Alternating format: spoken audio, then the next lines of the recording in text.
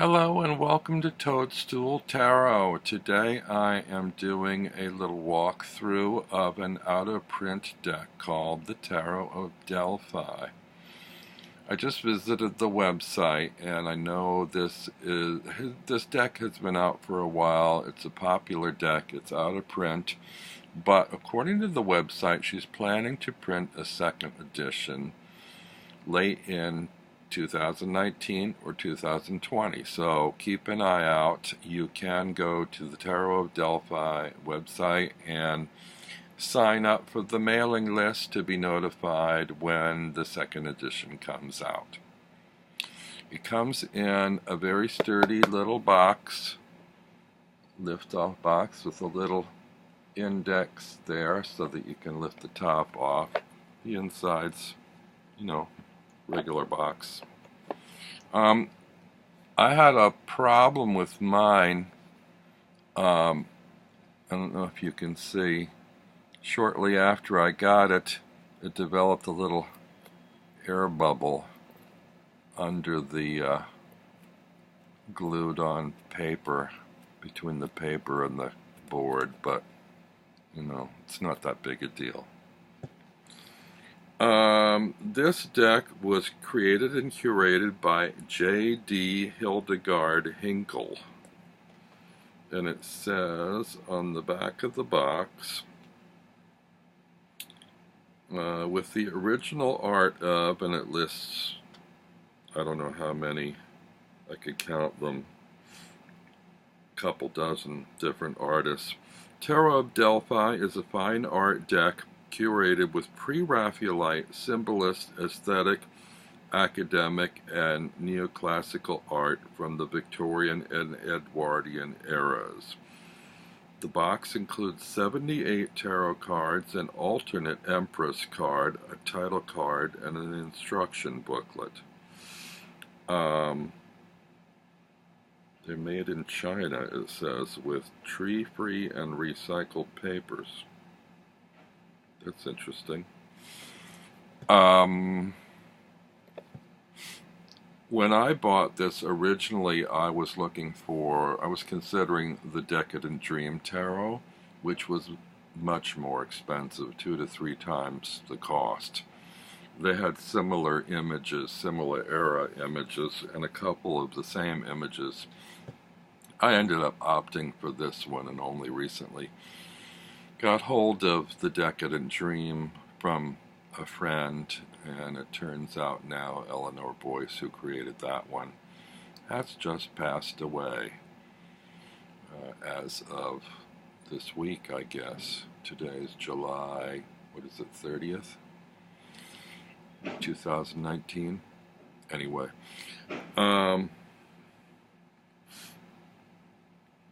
So, this deck comes with a little title card. Beautiful backs. Beautiful design on the back, I think. Very heavy card.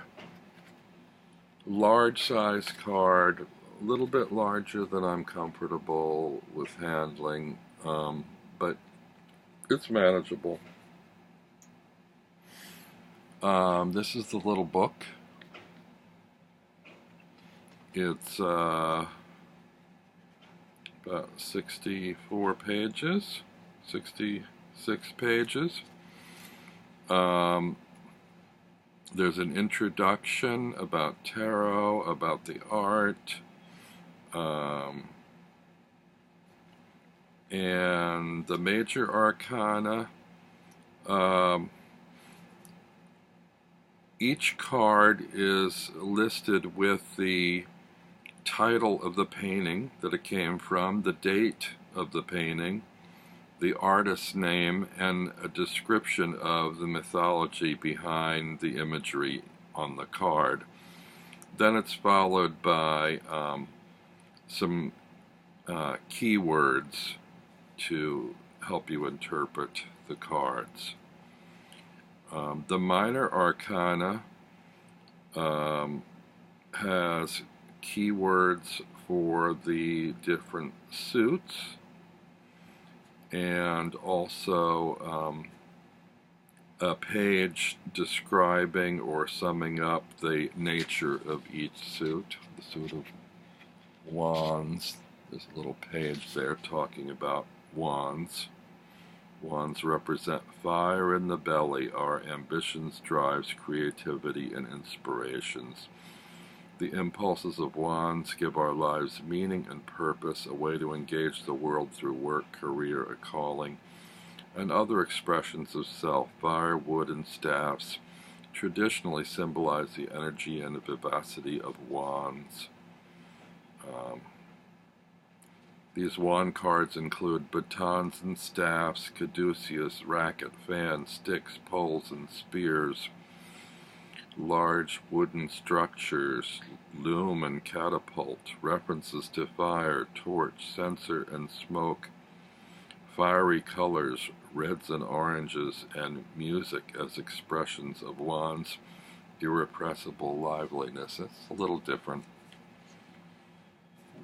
Also, the court cards are different than a usual deck because they have the devotee, the artisan, the hero, and the enchantress in that order. So instead of a page, you have a devotee. Instead of the knight, you have an artisan.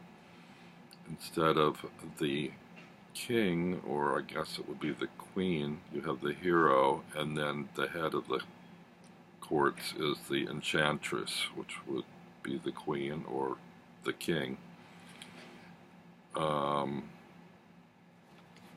Yeah, so that's that. In the back of the book, there is a section on using the tarot, several pages on spreads, and it closes with image credits in case you ever wanted to go see these paintings in person. It tells you which collections they're housed in around the world. So, you know, looks like a lot of them are private collections. Some are in public libraries and galleries. So yeah, it's an interesting little book. Now on with the cards. I've dallied long enough. Some of them are renamed, some of the majors. So we start up with the Fool, the Magician, the High Priestess, Empress, one of the Empresses. Very, well, it speaks for itself. The other Empress, which is more of a warrior type. I guess you can leave them both in the deck or pick one. The Emperor, the Hierophant. The cards are numbered as well as labeled. The Lovers, the Chariot, Strength, the Hermit, Threads of Fate. Is that Wheel of Fortune? Not sure. I don't have my numbers memorized. Justice, the One Torn Asunder. I think that's the Hanged Man. Death,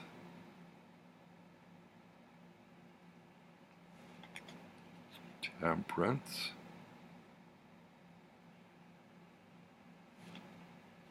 the Siren. Is that the Devil? The Shipwreck. Is that the Tower? I think. The Star, the Moon, the Sun,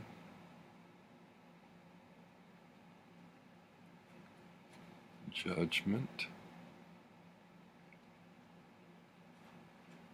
The garden, which is the world. It's a little awkward. It's sort of in a circle. The backgrounds, which you probably can't see very well, are a very nice kind of ivory color with a very faint decorative motif. Ace of Cups.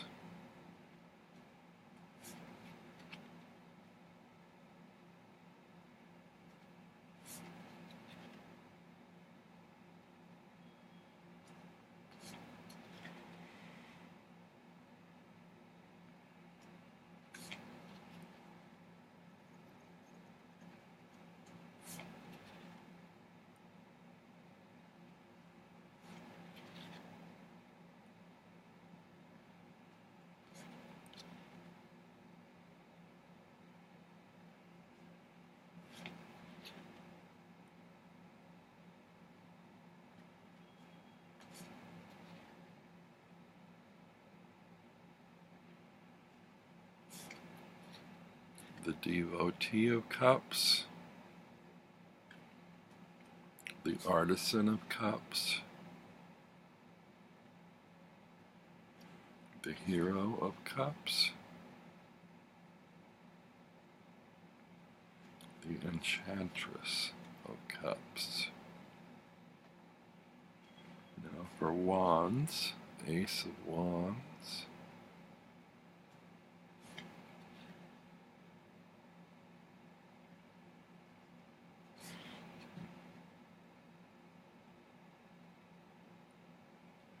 they're beautiful images. I have had some trouble reading with them.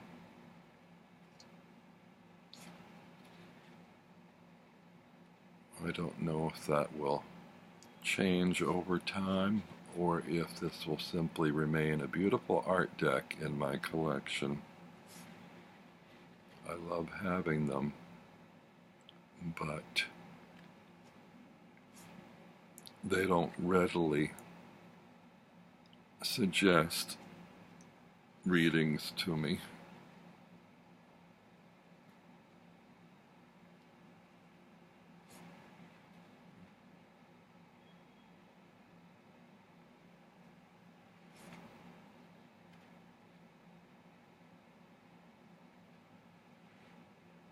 Artisan of Wands.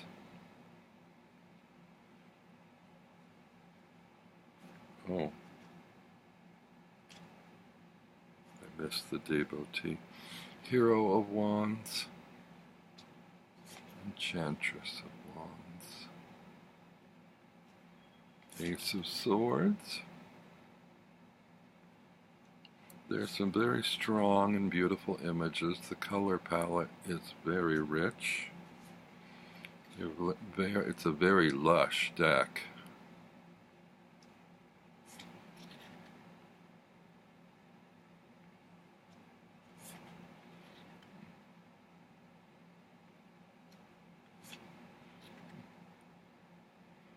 I guess for me the two drawbacks, major drawbacks, are I'm not as happy with larger cards that I find more difficult to shuffle and handle, and also that the images are not strictly referential to the RWS system, so I don't find intuitively that my mind goes to RWS when I look at these images, but maybe I just need to live with them longer or treat it as an oracle deck.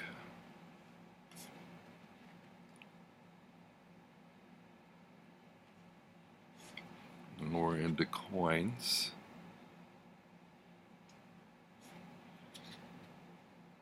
And if you haven't noticed, there's also a symbol on the bottom border along with the label indicating which suit you're looking at.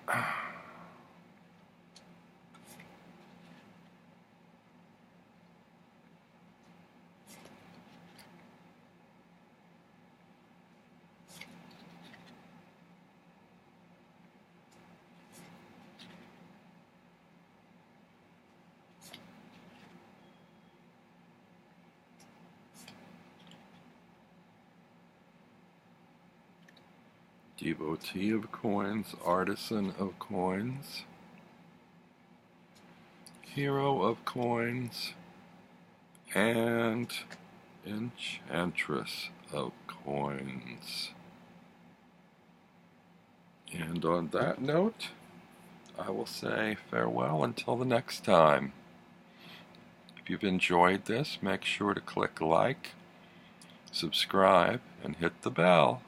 See you soon.